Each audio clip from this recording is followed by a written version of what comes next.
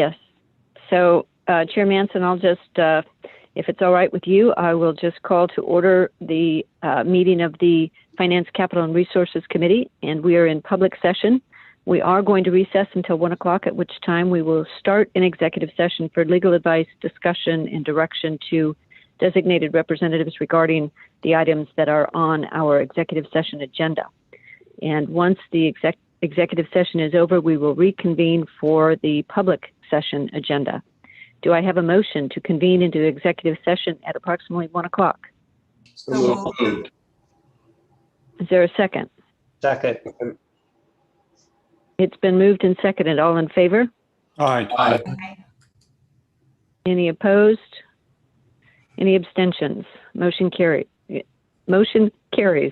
As a reminder for the executive session, Regents, please use the Zoom number that was specifically provided to you. And if you need that information, please contact Suzanne. Thank you, and we will reconvene at 1 o'clock. Before we go, We are now reconvening in public session of the Finance, Capital, and Resources Committee. And I will ask staff to confirm that we have a quorum. Yes, we do have a quorum, Chair Robertson. Thank you. Well, the committee has a full agenda today, which includes the following items: review of 2 coaching contracts, the fiscal 2020 annual financial review, review of the fiscal 2022 annual budgets, review of the University of Arizona's annual capital development plan, a review of an ASU lease agreement, a review of an amendment to the board's healthcare plan, a presentation on the university property inventory database, and finally, an update on capital-related work groups. And please remember that only members of the committee can provide a second to a motion and vote on the motion. So our first order of business, item number 1, is approval of the minutes from our prior meeting. Are there any questions or comments related to the minutes? This is from our April 1st meeting.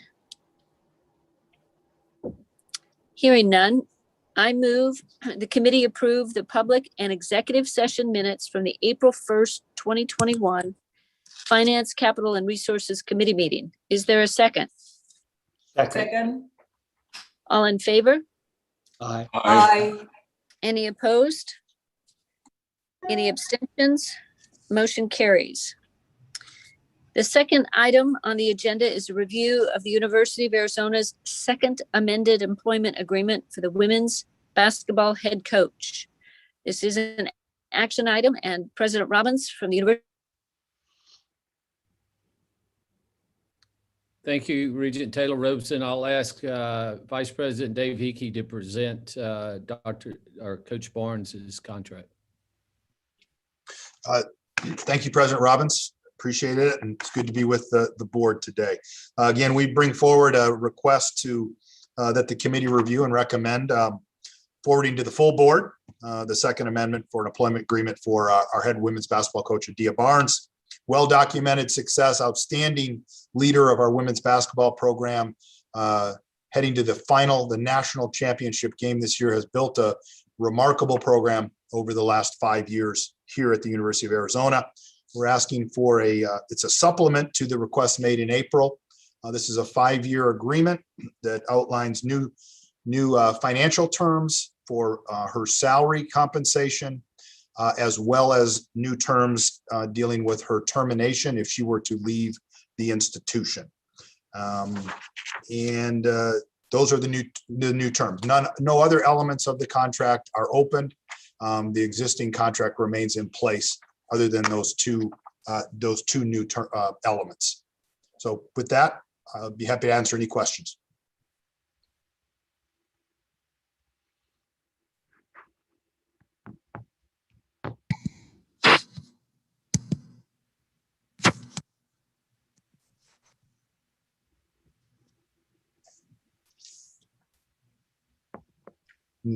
Regent King, I think we've lost Regent Taylor Robeson again. Would you mind stepping in? Sure, no problem. Do you mind sending me the Sure. Yeah.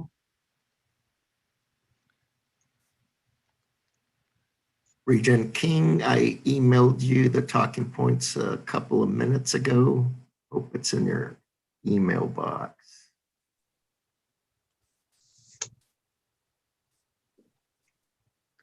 Yes, hold on one second. I apologize. I assume nobody has any questions in the meantime. Regent Penley has a question. Yep, thanks, John. Thanks, Regent King. Dave, I would just ask you to elaborate on the market issues associated with this contract so that the board clearly understands, as well as the public, the complex of issues surrounding this contract and the importance of it to the University of Arizona. Thank you, Regent Penley. Yes, again, we have an outstanding sought after head coach with her success over her period of time here, but certainly in the last year, it became very apparent she would be sought after and was a candidate for numerous jobs out there, some very incredibly high profile jobs. So the market was alive and well. Again, as I say, it was apparent that we needed to make sure that Coach Barnes was here at the University of Arizona. We could continue to build this program and the success of the program. So again, she was being courted by some of the very finest programs around the country that had openings at the conclusion of the basketball season. And that happened in the midst of our conversations of extending her new contract as we move forward following our season at the national championship game. So it was very complex, a lot of moving parts, but we wanted to make sure that there was an offer and a contract put in place that would keep Coach Barnes here for a long time. So this is Chair Taylor Robeson again. I just have very poor connectivity for some reason. So I would just ask the Vice Chair, Regent King, if she could take over for me, because I don't want the public to have me coming in and out of the meeting all afternoon. No problem. Regent Duvall has a question. Not so much a question, just a comment, because it's in public session and it needs to be said. This is the best of times and worst of times. We will get through this NCAA issue, but you guys are taking every step to return Arizona as a powerhouse on both the men's and women's side of the equation.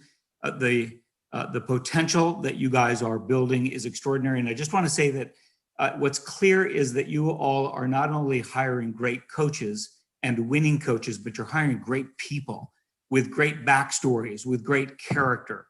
And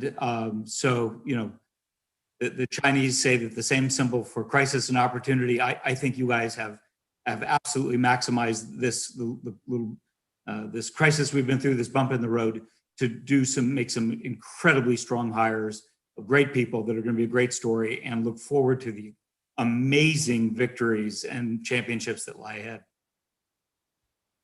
Thank you, Regent Duvall. And certainly we feel very confident in our leadership of all of our coaches, but especially these high profile coaches. Thank you. If there are no further questions or comments, I think we can proceed with the motion.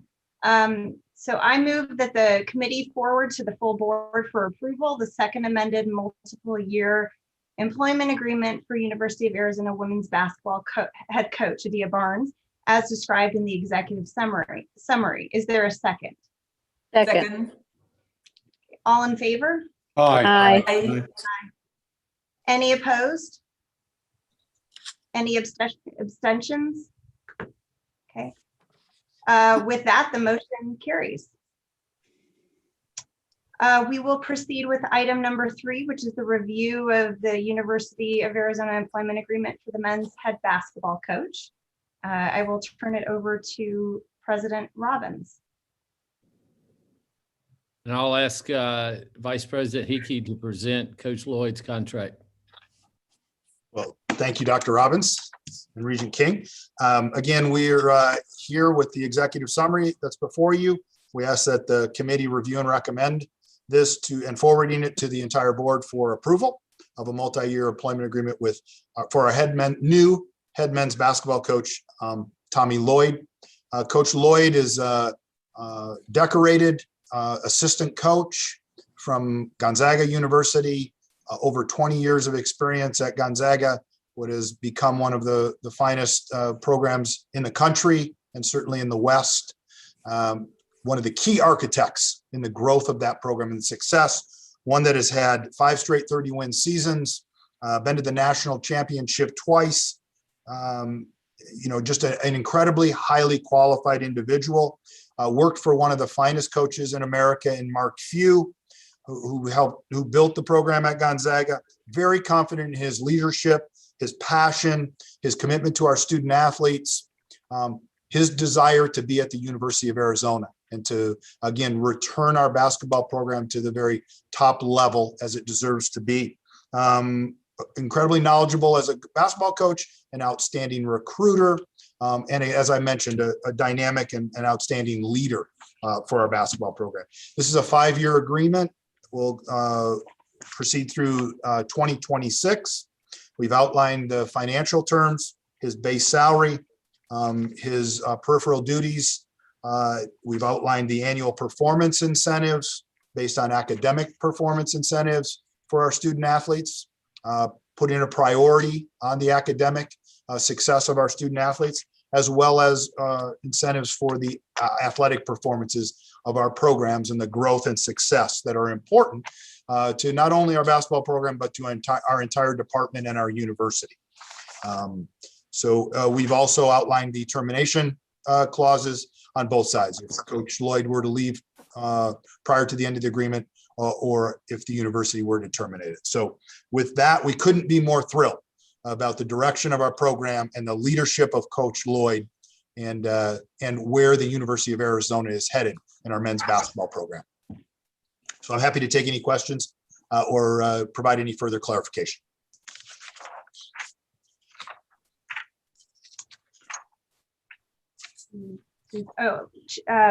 Chair Penley has a question.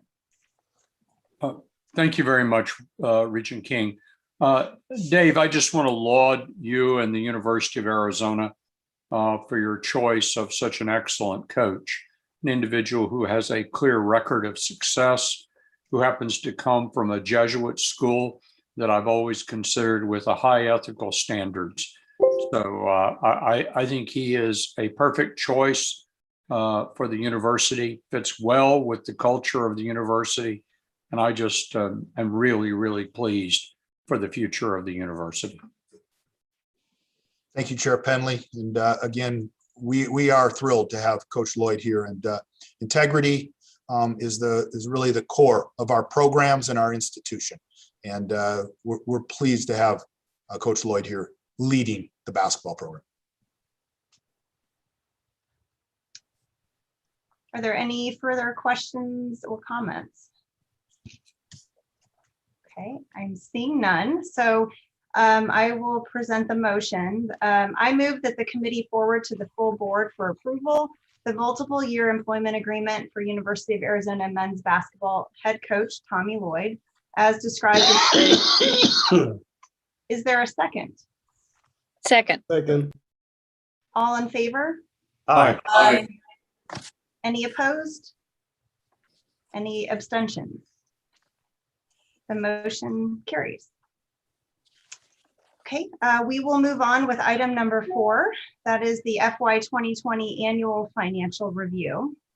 And it's my understanding that Lorenzo Martinez will provide the overview.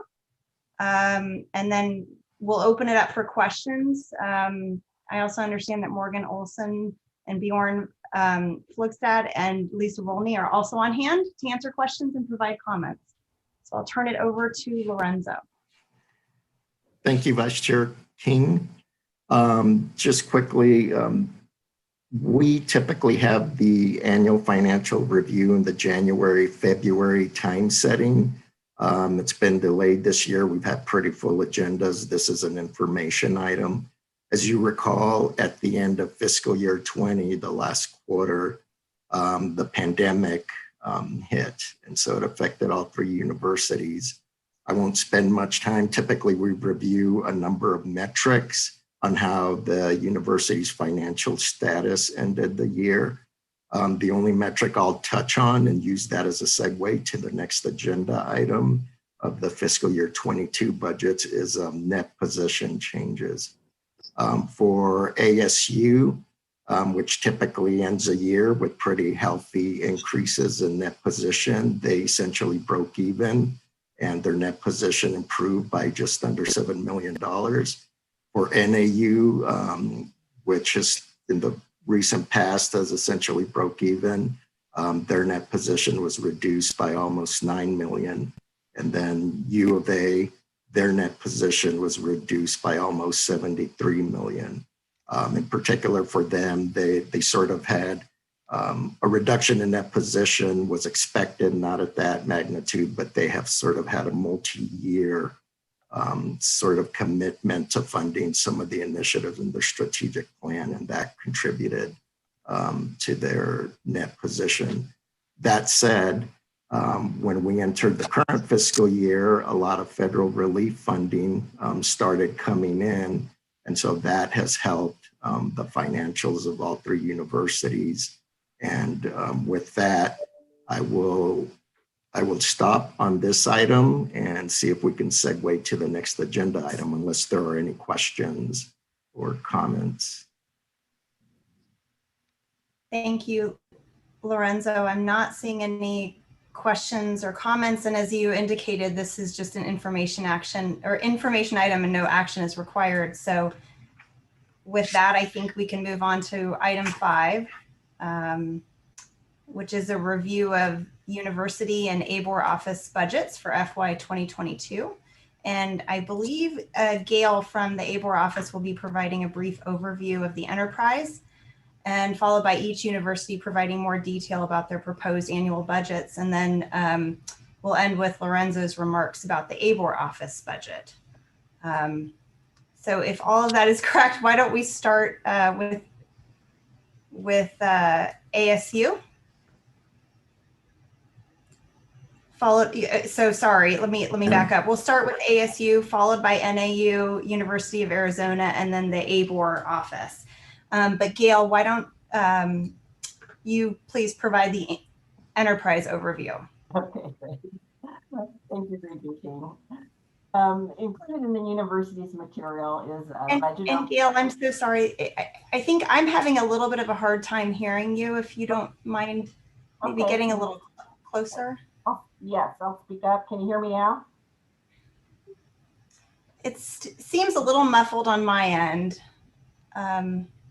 Is it okay? Let me try it again here. How about now?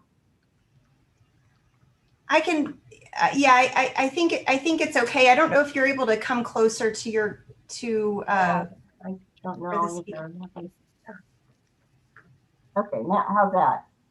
Okay, I think that's a little bit better. Yeah. Okay. Thank you. Okay. Okay. Included in the university's materials is a budget overview and other information which helps provide context to the university's proposals, including general institutional information, enrollment assumptions, revenue estimates, and planned strategic investments. We've also included a dashboard for each university to provide a quick analysis of key performance and financial data. And with any metric, it's equally important to look at trend. And so we've included 5-year trends on gross revenue by source, university net position, tuition and fee and scholarship allowance, E&G per FTE, days cash on hand, and FTE enrollment. Final FY22 state appropriations are not yet finalized. So at this point, we are still using preliminary general fund amounts. Prior to FY20, the year-over-year budget increases averaged about 5% in both revenues and expenditures. The COVID relief funding received beginning in FY20 helped maintain that average growth through FY22. FY23 will be the year to focus on as those COVID relief funds winds down. The universities do break out the different COVID relief funding received, and it is shown on the university's budget summary tables. For most of the COVID relief funding, the universities have 1 year from the date that the award was received to spend the funds. and they are required to report and post on their websites quarterly expenses of both the student portion and on the institutional portion. Each university has indicated a balanced budget in FY22.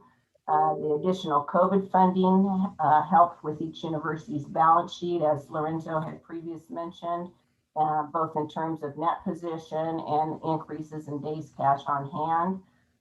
Currently, the board's range of cash is between 116 and 193 days.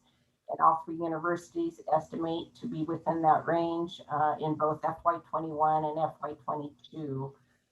Each university included information on how they intend to allocate their incremental general purpose funds.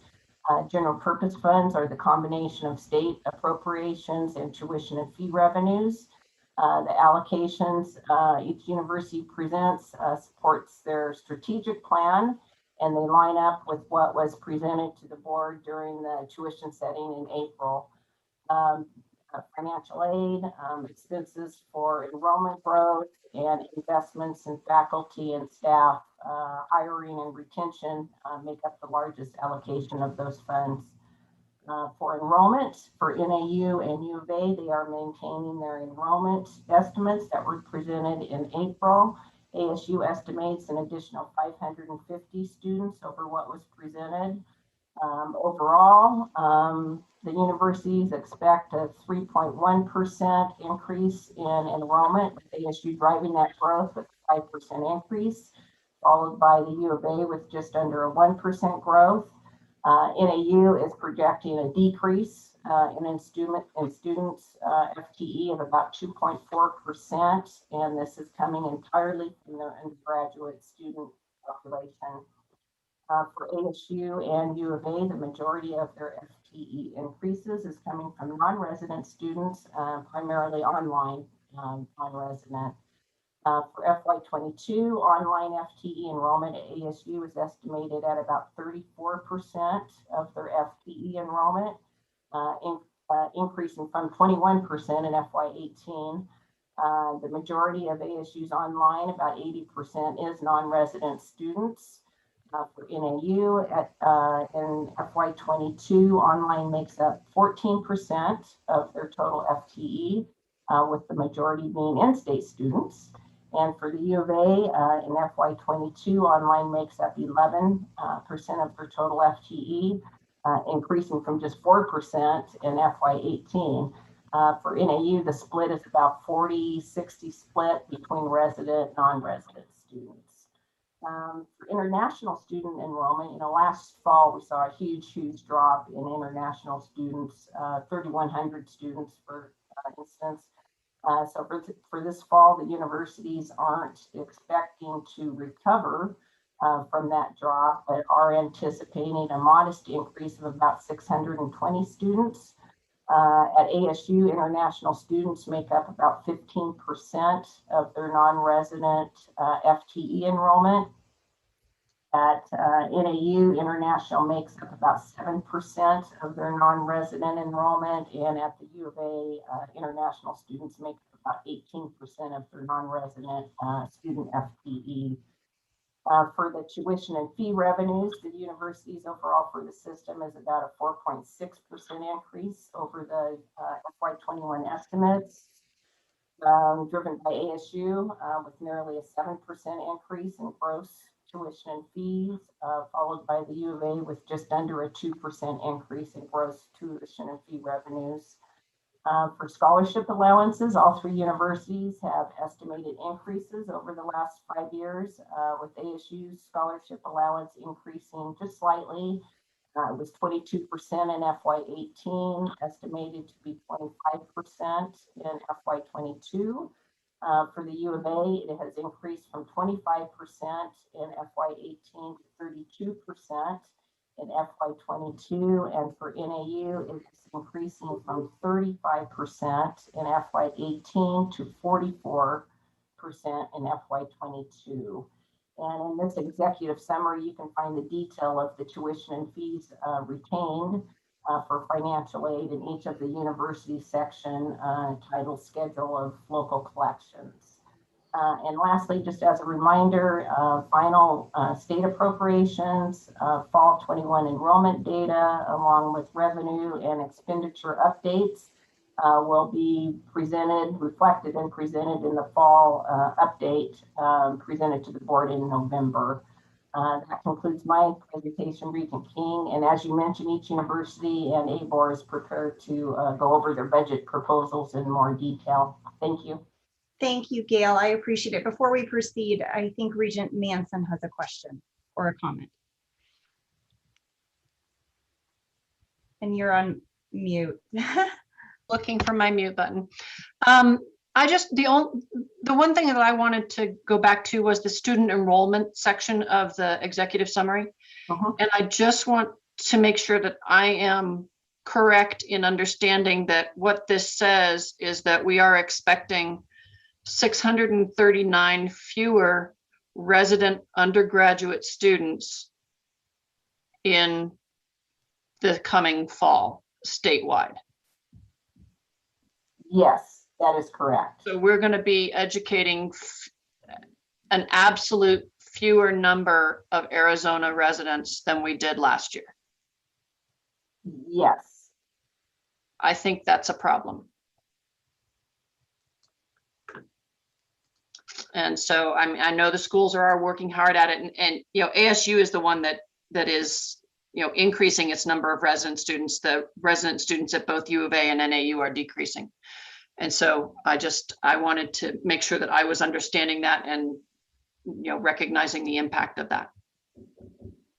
Thank yes. you. And Regent mentioned that's undergraduate. So when you add in there is a slight increase in the resident graduate, right? Net effect on residents is actually a positive. Thank you for those comments, Regent Manson. Just in the interest of time, I'll turn it over to Morgan Olson, who may have some remarks for ASU. Thank you, Madam Chair. Are you able to hear me all right? Yes.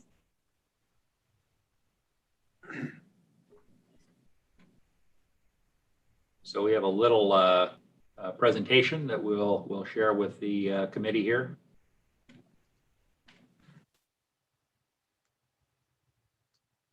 There we are. You able to see that all right? Yes. Right. So you have a lot of information about our fiscal year 2022 operating budget in your board material, so I won't touch on all those, but I will try to cover a couple of things that we think are important overall. As the committee heard, for fiscal year 2020, we were able to eke out a modest positive margin, about $6.7 million. That is significantly less than it would be in a more typical year, but of course that was the last quarter of that fiscal year was the start of the pandemic, and a lot of the things that I'm going to mention to you are inflected by what's happened as we've moved through the pandemic. But I also want to note for the committee that while the board approved an operating budget for this year that assumed a net deficit, we now believe that we will have a significant positive margin. I'll talk a little bit about why that is, largely inflected by additional revenue, both from federal stimulus aid, the 3 different federal acts, as well as efforts that the university undertook to be a source of community support as it relates to testing and ultimately vaccination all across the state as part of our charter and our mission. And so that also had some positive impacts in terms of net revenue for the institution that allow us to project a positive margin during this fiscal year. The budget that you have in front of you also anticipates a positive margin of about $116 million for many of the same reasons. But let me just review a couple of things that were fundamental assumptions in this budget. For the second year in a row, there is no increase in tuition for the academic year. We do have a projection of strong enrollment, a 5.1% increase in full-time equivalent student enrollment. We have used, as was the case with earlier information, the governor's executive recommendation for fiscal year 2022 for state investment. That's a growth of around 20 million total for ASU. However, you're probably aware that the legislative budget discussions that are going on currently are talking about amounts that potentially could be significantly higher than that. We're thinking good thoughts, but for consistency, we've used the governor's recommendation at this point, so that's what you'll see built into the numbers. We do expect that there will be significantly lower grant revenue related to COVID-19 testing and vaccination. Again, happy to be able to report that. That means we're able to move more toward a normal environment, whatever new normal will be. Our assumption is that we will be back with what we call mode 1 instruction, which means largely learning on our campuses for our immersion students, and of course the resumption of normal auxiliary activities. We believe that our auxiliaries by the end of this fiscal year will run at a deficit of roughly $95 million, mostly because people haven't been able to get together. So large public gatherings, think things like athletic events or Gamage theater presentations simply haven't been possible. We've had fewer students living and dining with us on the campuses. All of that has had a financial impact. Parking is another example thereof. But we believe this next year and this fall that we'll be back toward a more typical environment on our campuses. On the expense side, we do anticipate that there'll be modest growth in faculty and staff positions. We have been very careful throughout the pandemic in terms of filling positions. We have, held some positions open out of, care to make sure that we were able to adjust to the financial situation. We're largely through that now, and are aggressively seeking to recruit and retain talent. I will mention that what we're finding, this may sound counterintuitive to some, but in many areas, both faculty and staff, we're finding it's definitely a seller's market for talent. And so one of the things that's really important is that, we resume our regular merit or salary increase program. So that is also built into this budget. We do think that we'll have continued enrollment growth for our online programs. And of course, that means that we'll be sharing some of that revenue with our partners. So that expense line, we think, will go up in fiscal year 2022. Travel, the last time that I looked, about 6 weeks ago, our travel year over year was down about 90% in terms of expenditures. We don't expect that to be the case, going forward. In fact, it shouldn't be. That will allow our faculty to get out and do the things that they need to do in terms of research and public service. And so we think that those expenses will increase significantly, as well as for our on-campus auxiliary activities, remembering that our auxiliary enterprises, typically we expect to cover all of their costs. And as our revenue goes up, those costs will go up as well. And then we have made some investments in facilities. We have a number of new facilities, at least 5 of them that are coming online here this fall and over the fiscal year. So, we'll be maintaining those facilities and equipping them. And of course, debt service will pick up in our budgets as well. So we're moving, much back toward a more normal rhythm of things from a financial perspective. This next chart here is just a quick snapshot of the last couple of fiscal years actual, this year's projections, and then the budget that's in front of you for fiscal year 2022. We thought this might be interesting to the committee because 19 really reflects sort of the last pre-pandemic full fiscal year. And you can see there that we had a positive margin of about $85 million on a GAAP basis, dropping to the $6.7 million last fiscal year. This year, we are now able to project about $157 million positive margin. And the budget that's in front of you calls for about $114 million positive margin. It does note also that our gross revenue, in other words, tuition and fees before almost $600 million of scholarship allowance or contra revenue, we expect to hit a $4 billion annual revenue number. So that's sort of a new benchmark that we're excited about.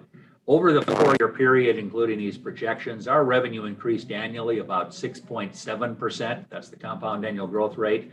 And expenses slightly less than that at about 6.6%. So, despite all of the turbulence, that the pandemic and its economic effects created, we believe that we've largely been able to weather that storm. You hear President Crow talk about a storm and various marine analogies, and we believe that we've largely weathered that storm. We're still cautious, but moving toward very, very high level of activity going forward, and we're excited about that.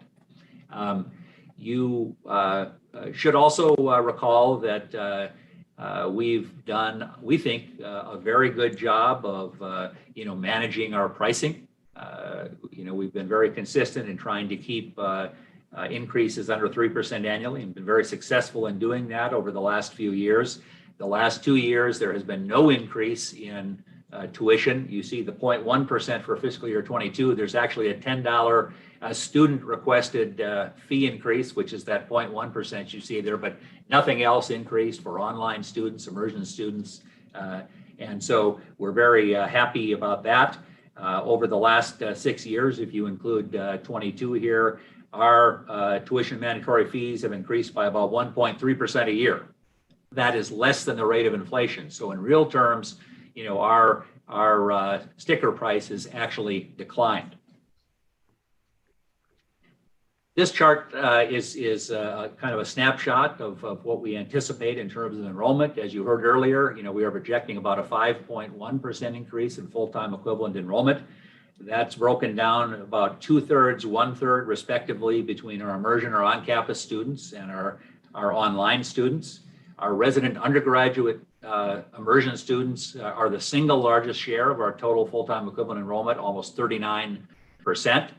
And our campus immersion students are about 2/3 of our total student enrollment, although as we know, our online enrollment is growing fast. And this next year, we anticipate that's going to be about 12% compared to immersion student enrollment increase of about 2% is what we project. About 80% of our online students are non-resident. There's a lot more information here, but in interest of time, I'll move on.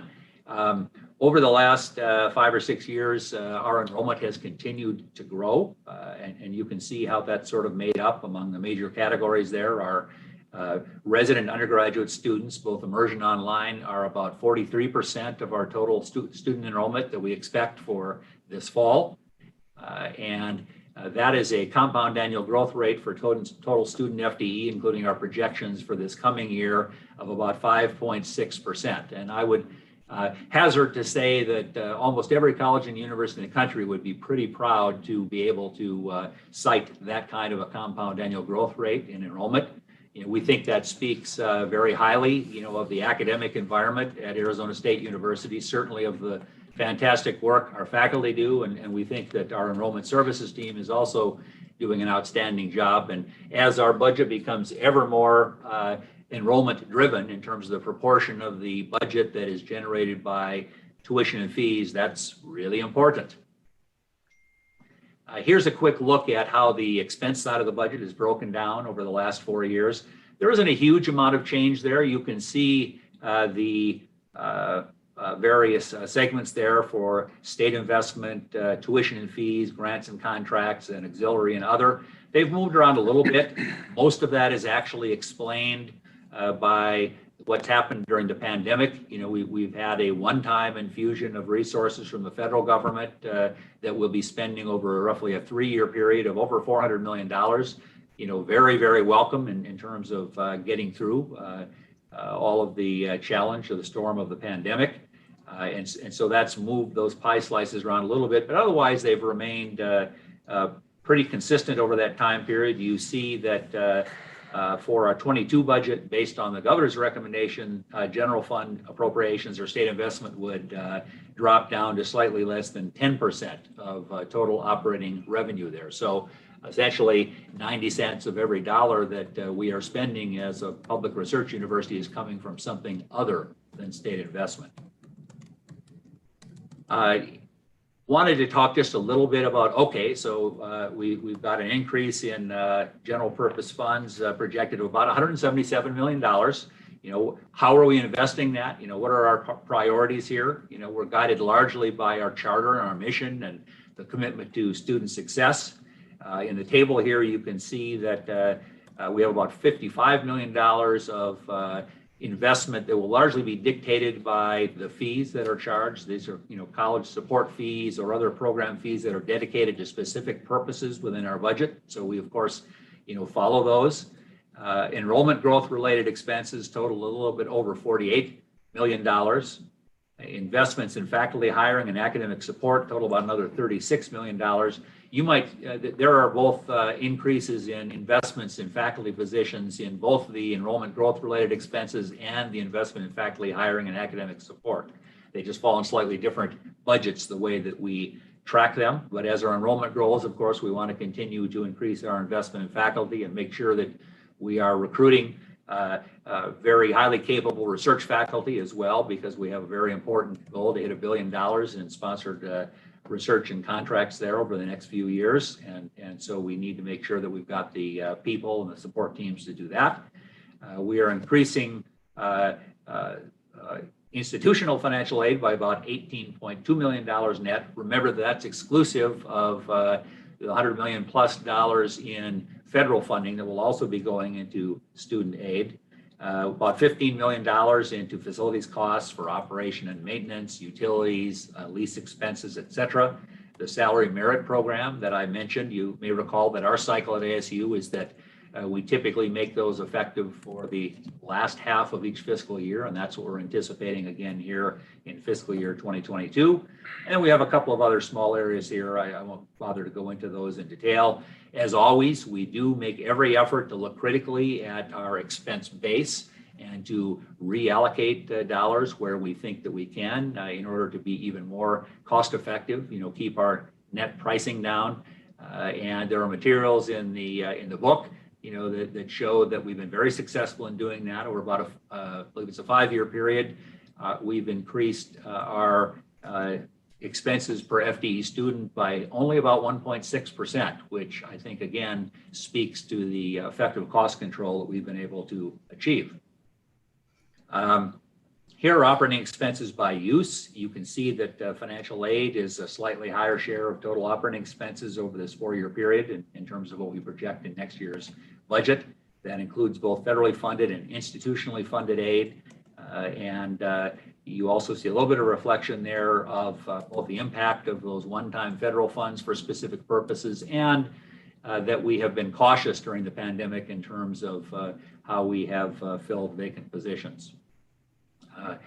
Monthly days cash on hand is a metric that the board and the committee typically follow. And again, there's sort of a range that we're asked to stay within in order to maintain our financial equilibrium over time and our ability to withstand, some unexpected circumstances. And if the last 2 years haven't shown that, I don't know what would.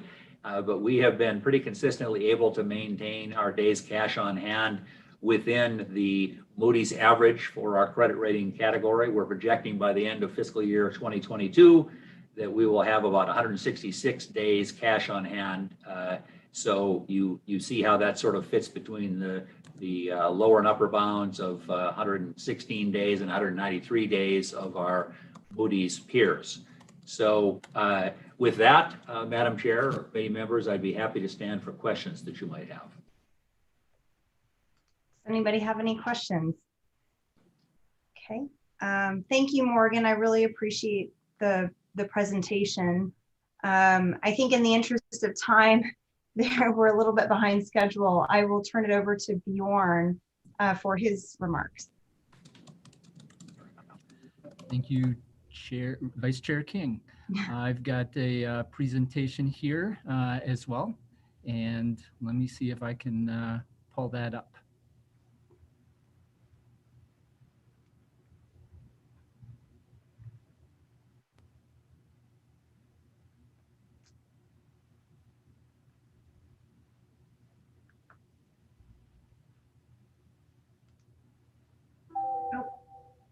So I think Bjorn, I'm not seeing Bjorn on the screen anymore. I'm wondering if he froze.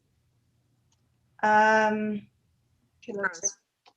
maybe, should we proceed with Lisa? I don't know, Lisa, if that creates any issues on your end, but just to keep things moving along. I'm happy to jump in. Okay, that would be great. And I believe that you have slides for University of Arizona.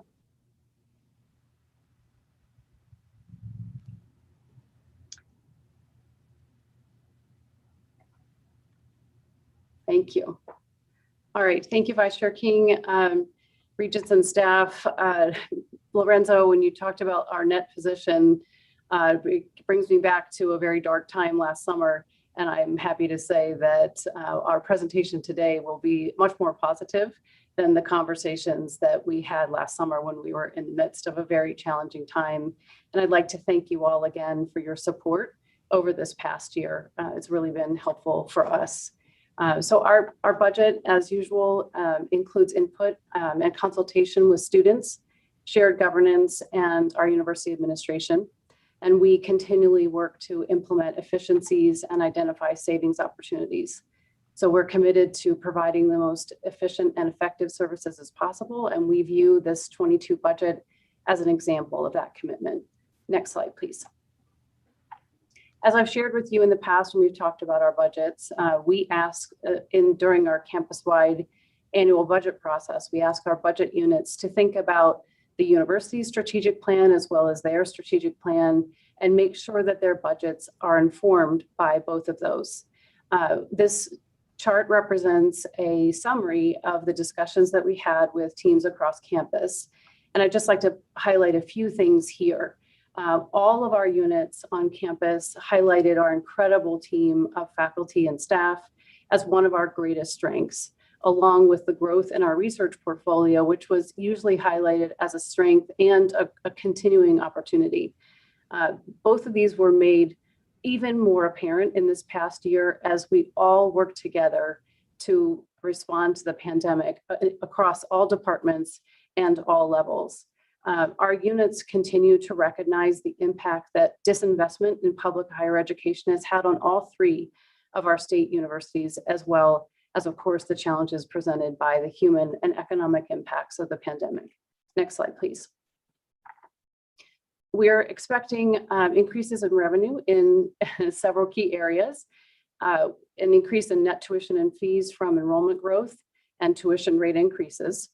We have additional stimulus funds with a portion dedicated to student financial support. Our plan for return to campus activities in the fall will support our auxiliaries and other revenues. And our 22 budget reflects our investments in key strategic areas and our commitment to the promises that we've made to our students, our faculty, staff, and state of Arizona. Next slide, please. This slide shows that state support provided to the university for the cost of educating resident students has fallen from a level of 84% in 2008 down to 31% in fiscal year 20. So looking at fiscal year 22, our total budgeted sources are expected to be 2.17 billion. And of this total, state general funds equate to 14%, which has fallen from 30% in fiscal year 08. So increased investment in higher education must be a strategy that we all continue to pursue. Next slide, please.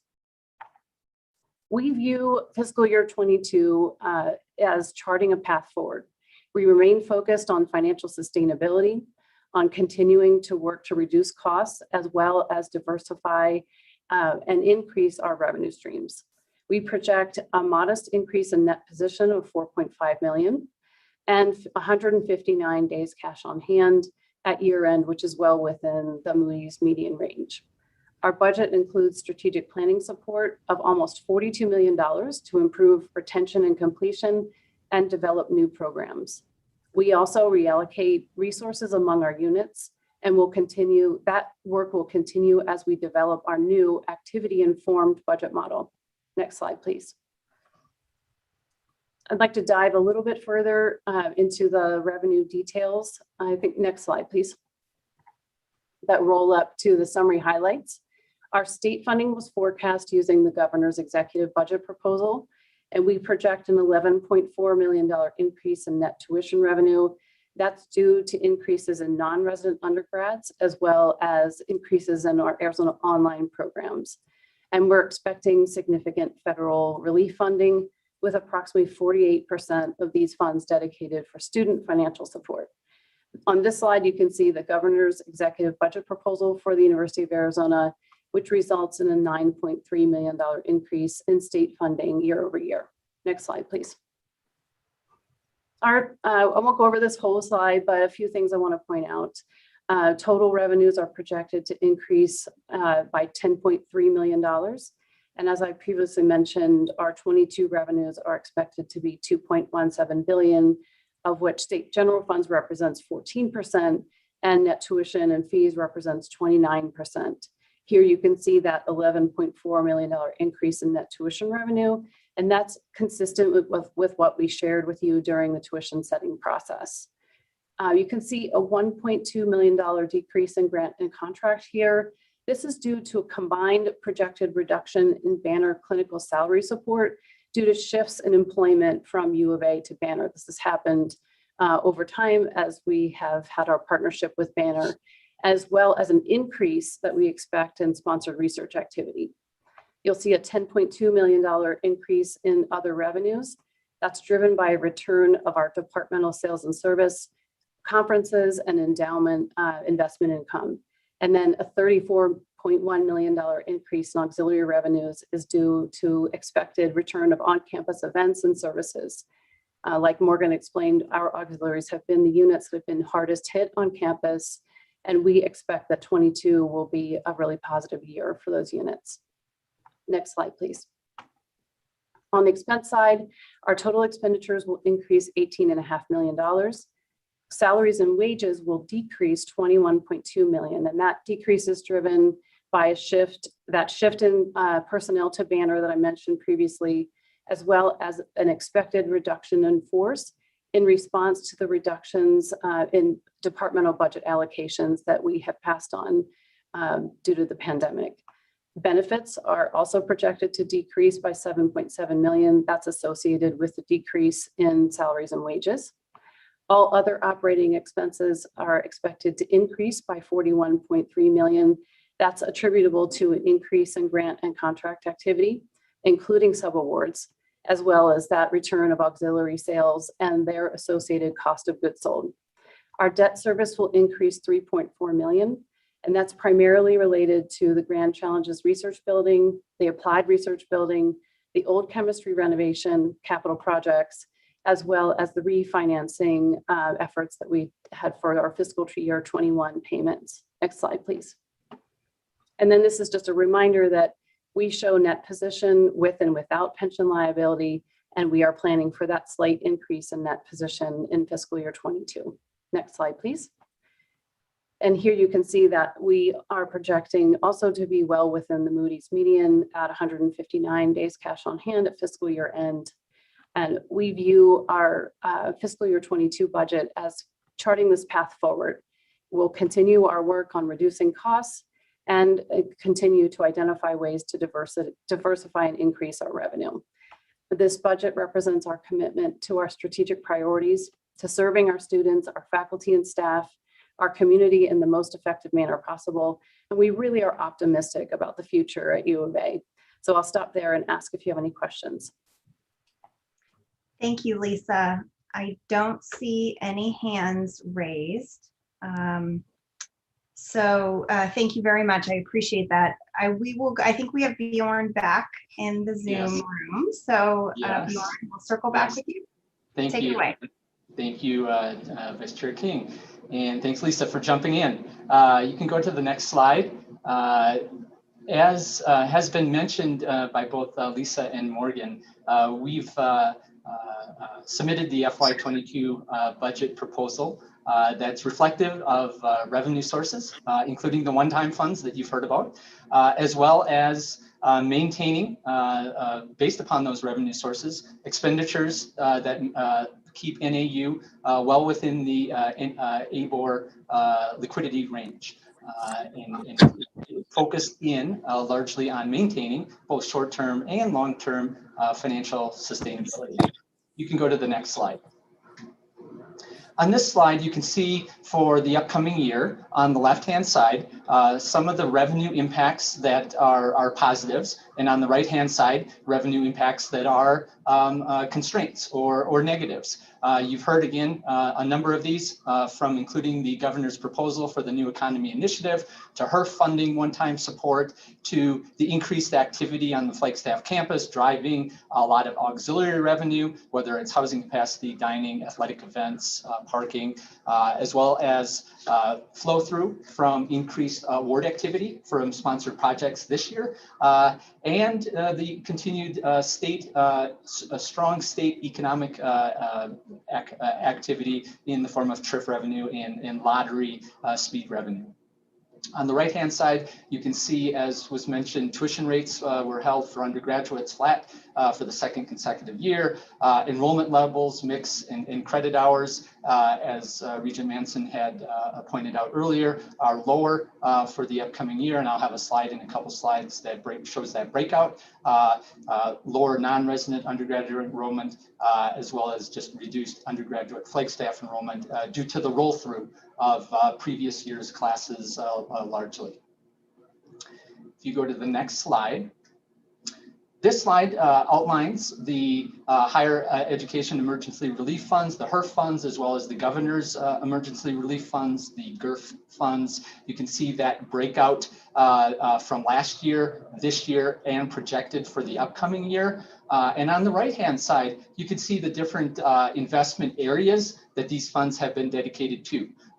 Largely, student emergency financial aid grants is a substantial portion of that HERF funding source, as well as all the investments that we've covered from both funds, whether it's the campus health and safety, the academic delivery transition that occurred last spring into this year, IT investments, along with testing, isolation, mitigation efforts, as well as to help support revenue losses, especially as was noted, just in terms of reduced activity here on the campus here at Flagstaff. So if you go to the next slide.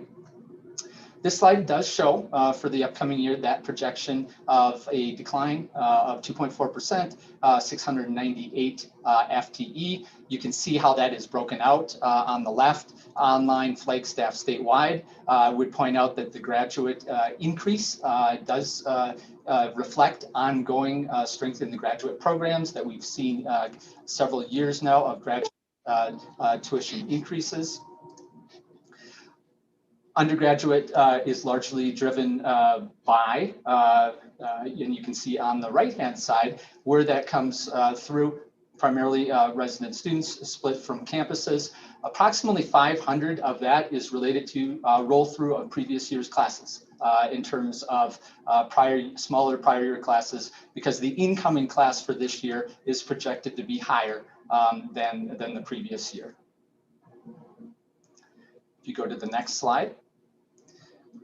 This slide is a brief summary, roll-up summary of all the revenue sources. So you can see for the upcoming year, budget is nearly 650 million, pretty substantial increase as compared to this year. One-time funds do help support that, along with, for instance, the increase in auxiliary revenue that we had talked about. If you go to the next slide. This slide does show, and just very quickly, some of the key investment areas, including the New Economy Initiative with the governor's proposal, continued investment in technology and infrastructure that we will be making, along with expected need to invest in health and safety protocols, continuing those throughout this upcoming year.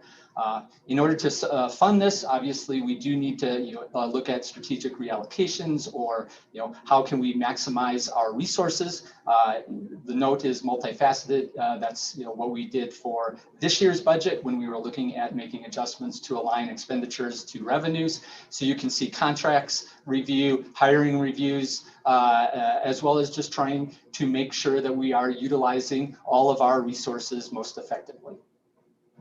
So if you go to the next slide.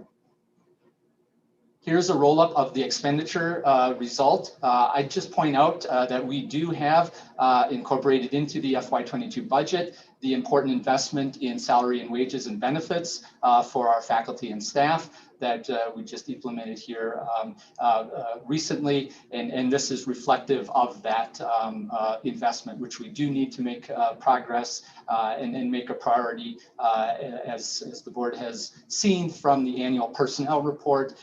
We do have a ways to go in terms of making up towards market for our investments. All right, if you go to the next slide. Days cash on hand, here's the trend for NAU.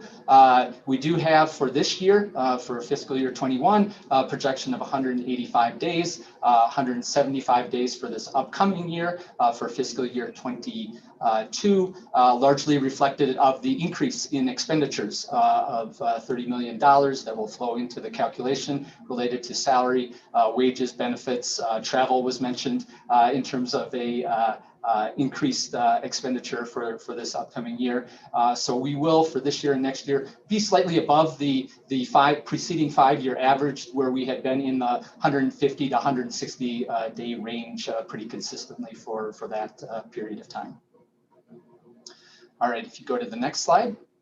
So this is just a summary of the budget, maintaining liquidity, continuing focus on our effectiveness and efficiencies, as well as having that net position for this upcoming year as a positive 14 million for the upcoming year.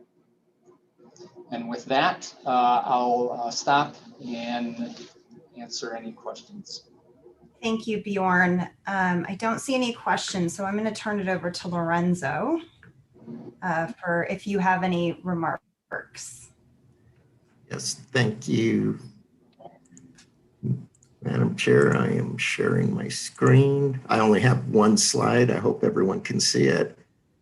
This reflects the ABOR budget. This first table here are all the revenue sources that the office gets. As you can see, the biggest is the general fund, $22.3 million. 2.4 million of that is available for operating. The rest is for dedicated programs. Here we also get almost 3.4 million from the universities to help fund operations, and there's a number of other revenue streams that come through.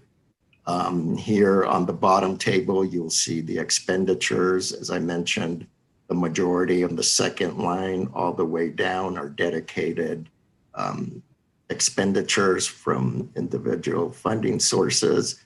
I'll focus on our operating budget, which we anticipate to increase by about $700,000 in the coming year. About half of that is related to, as some of the other presenters mentioned, returning to normalcy. We've got about 100,000 to increase travel to get back to in line with what travel used to be when things were normal. We've got a little over $100,000 as well for a couple of analyses related to workforce development and statewide education attainment. And we're also seeing, the office moved during the pandemic, and we have some great rent abatements. But those will start going away in the coming year. So there's also about $200,000 in the coming year that we'll see for our lease. And then the other half of the increases that we anticipate is we hope to bring on something like 3 positions onto the staff to help our capacity in data analysis as well as communications. So with that, I will stop sharing and be available for questions. Thank you, Lorenzo. I do not see any questions, so I will proceed with the motion. I move that the committee forward to the full board for approval the FY 2022 annual budgets for ASU, NAU, University of Arizona, and the ABOR office as presented in the executive summary. Is there a second? Second. All in favor? Aye. Aye. Any opposed? Any abstentions? Okay, the motion carries. So we are running, I think by my calculation, about 35 minutes behind schedule. So we'll try to get through the next few items as quickly as we can. Item number 6 is the University of Arizona's annual capital development plan, and Lisa Rolney will present this item. Thank you, Vice Chair King. I believe that we have slides for this one as well. Thank you. Okay, I know that we are short on time, so I will try to make this as quick as possible, but I want to thank you for the opportunity to present our annual capital development plan.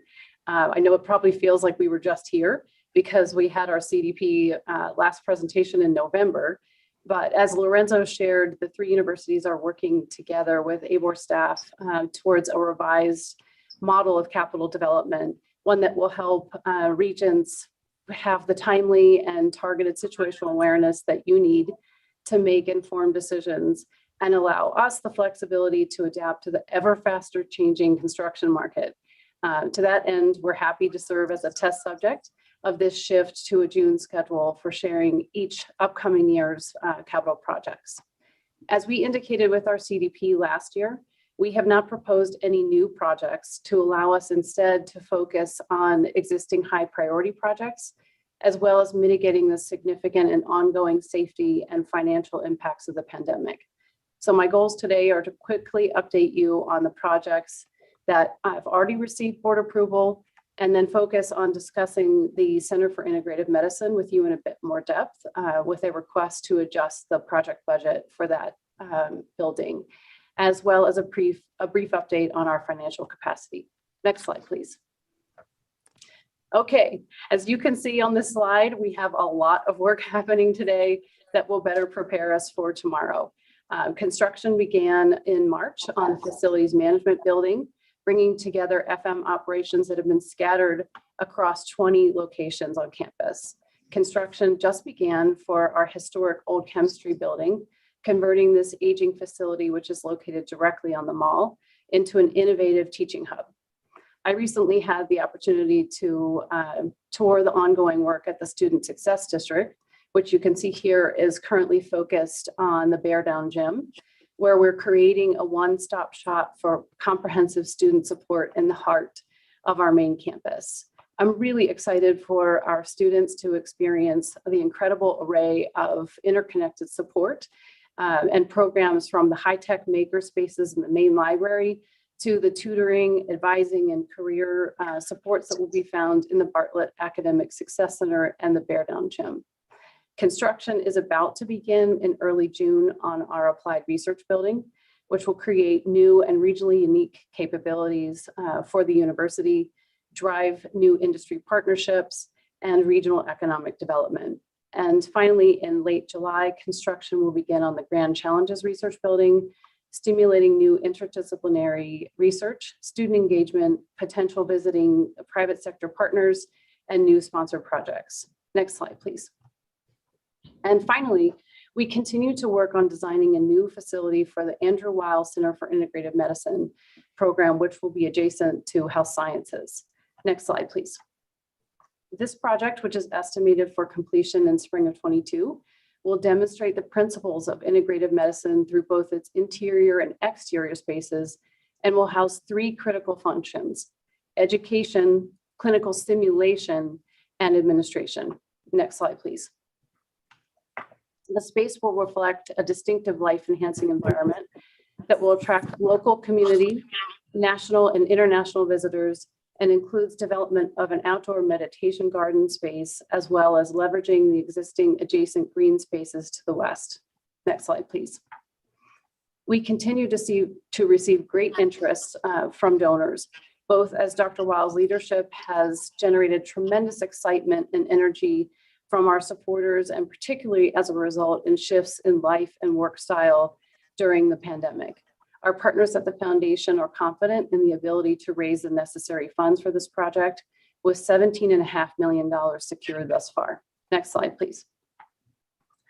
With the rapid and significant escalating increase of costs for construction materials, even within the last 6 to 9 months, the previous budget of $20 million can no longer realize the vision for this facility that has been designed over the last 2 years. Next slide, please. The unique aspects of this facility design include a multi-building complex representing mind, body, and spirit to reflect the nature of the center's philosophical approach to wellness, medicine, and personal health in all of these areas. Next slide, please. And during the design process, it was revealed that the comparable projects used to develop the original budget did not match the true cost of this unique facility. Next slide, please. For these reasons, we request that the board approve an increase in the overall budget for this project from 20 million to 23 million, all of which will still be funded by donors. Next slide, please.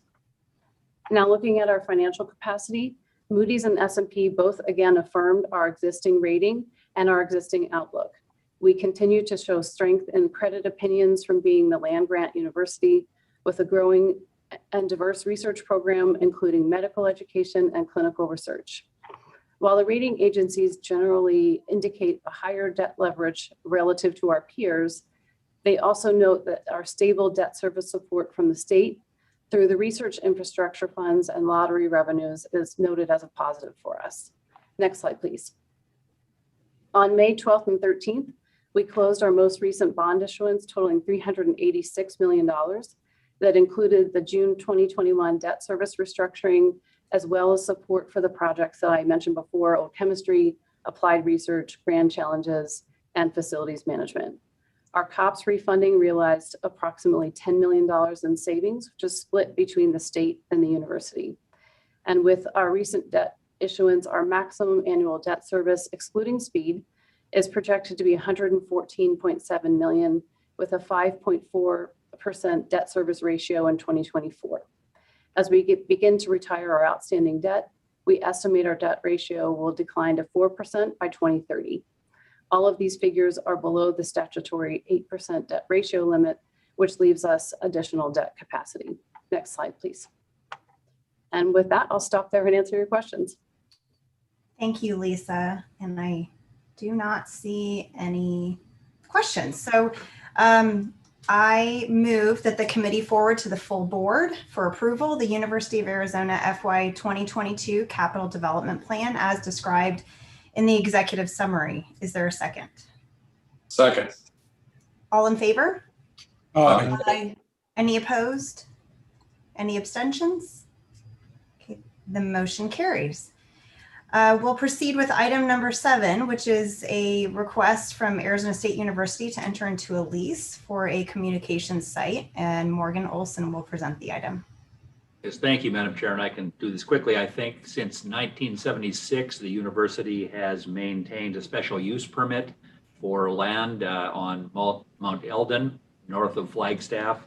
We have our KAET transmitters there. As you know, we run a series of public television stations, and in fact, some of the most watched public television stations in the entire country. The U.S. Park Service recently decided that they wanted to change from a special use permit to a lease. And so we have worked with them to develop a lease that would run roughly 29 years, take us through the end of the year 2050. Same land, et cetera, the same terms in terms of compensation, which as a government entity is zero, at least for the next 5 years. And so the only reason this is in front of you is because of the board policy that requires any lease, the terms of which exceed 5 years, to be approved by the board. So if there are any questions, I'd be happy to address them. Thank you, Morgan. I do not see any hands raised. So with that, I move that the committee forward to the full board for approval Arizona State University's request to enter into a lease from the United States Department of Agriculture, Forest Service, land for a communications site located in Mount Eldon in the Coconino County National Forest, Coconino County, Arizona, as described in the executive summary. Is there a second? Second. All in favor? Aye. Any opposed? Any abstentions? The motion carries. Item number 8 is a review of the 6th amendment to the Premium Payment Health and Dependent Care Cafeteria Plan, and Mary Edelman will present this item. Thank you, Regent King. The flexible spending account allows participants to contribute pre-tax money to pay for medical and dependent care expenses. With the pandemic, participants have been unable to use and make claim on these funds within the period allowed by the IRS. In November, we amended the plan to give participants some flexibility to use these funds. The proposed amendment is based on guidance given by the IRS and the Department of Labor earlier this year. The amendment gives greater flexibility to participants for plan years 2019, 20, and 21. The proposed amendment includes the following items. Adds personal protective equipment in the definition of allowable medical expenses. Allows the carryover of unused account balances and healthcare FSA for 1 additional year for plan years 2020 and 2021. Extends the grace period for dependent care FSA for an additional year for plan years 2020 and 2021, and extends deadline for submitting claims for reimbursement and appeals for both the healthcare and dependent care plans for an additional year for plan years 2019, 20, and 21. And I'm happy to answer any questions anybody might have. Thank you, Mary. I do not see any hands raised, so I will proceed with the motion. I move that the committee forward to the full board for approval the 6th amendment to the premium payment health and dependent care cafeteria plan as described in the executive summary. Is there a second? Second. All in favor? Aye. Any opposed? Any abstentions? Okay, with that, the motion carries. We will proceed with item number 9, which is a presentation on a university property inventory database. And I believe George Raudenbush will present this item, but I'll have Lorenzo introduce it first. Thank you, Vice Chair. I think we can make up some time in these last 2 items, but we've got a work group that's putting together a property inventory database. Each university has a GIS system, uses a GIS platform known as Esri. George is working with university staff to leverage that system to put together the property inventory and include additional information such as facility details and some leasing information. So as George goes through this sort of demo, if there are data elements or types of reporting that you would like, please let us know. It doesn't have to be here. You can email me or George. The end result we hope to get to is a system that'll have dashboard with high-level information, standard reporting, and hopefully a search function. And with that, I'll have George start his demo. So thanks, Lorenzo. Let me just share screen here. Are you seeing a portal? Yes. Fantastic. So as Lorenzo already mentioned, it has come to our attention that all 3 of our universities license the sort of state-of-the-art geospatial information systems database, Esri. And what we've been able to engineer is a portal viewer that would stand on top of our 3 universities' distinct production instances. Our universities are at varying stages of maturity, but we've been able to produce a mock-up prototype here for your sort of understanding of the vision and direction that we're headed down. So looking at the portal, you'll see that there are some demonstration boxes at the bottom that show some basic summary statistics. This is just to show the capability of you can imagine a dashboard panel with a whole host of statistical data points for each university. If we wanted to look at specific parcels or facilities, things that are of interest, we've loaded some data from public records information from NAU, and you can see here is the NAU campus with all of the parcel lots.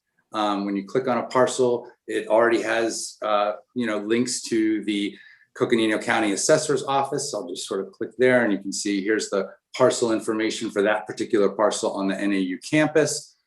Each building has its own set of sort of data attributes that have been built into the system. So these aren't a final list, but they're just here for the purposes of demonstration.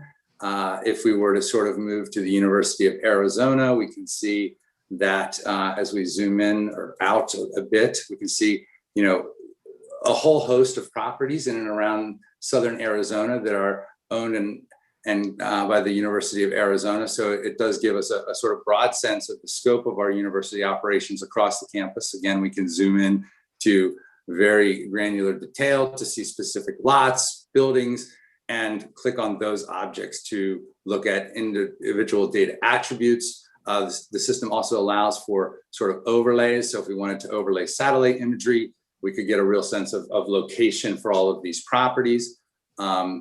I'll sort of just quickly move to ASU.